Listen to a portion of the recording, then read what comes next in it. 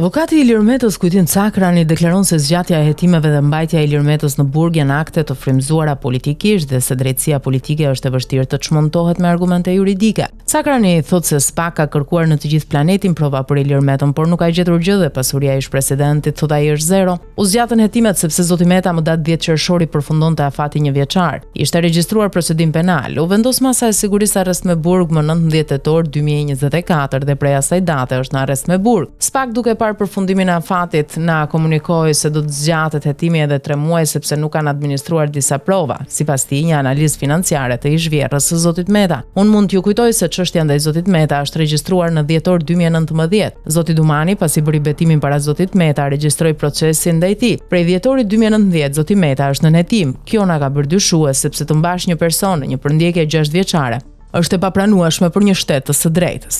Zoti Meta pretendon se është arrestim politik dhe ne e kemi përmendur se është arrestim politik. Në praktikën europiane të të drejtave të njerëzit në të gjithë vendimet nuk ka ndodhur të arrestosh një ish-president për vepra penale që presupozohet që ka ndodhur 10-15 vite më parë. Zoti Meta nuk është kundër hetimit, por kundër masës represive sepse është e paprecedent. Jemi dyshues dhe mendojmë se ka nuancë politike. Arrestimi i tij, mënyra kriminale e një shteti terrorist të lë të dyshosh që është një akt politik ndaj tij. Akuzat politike janë të vështira të çmontosh me mjete juridike. Edhe Trump u bë president dhe çmontoi 94 akuzat që i ngritën. Ne do të vazhdojmë betejën tonë. Padyshim zoti Meta e di nga kush e ka këtë dhe ai padyshim shigjetat i ka drejt kryeministrit. Kam folur edhe dje me të, kam bindjen si avokat, e mbroj juridikisht, por Shqipëria pas vitit 2021 quhet vend me autokraci elektorale, ku autokrati kontrollon prokurorinë dhe gjykatën. Është e vështirë të kërkojmë drejtësi te autokrati që kontrollon gjykatat. Ne jemi përballë këtij realiteti.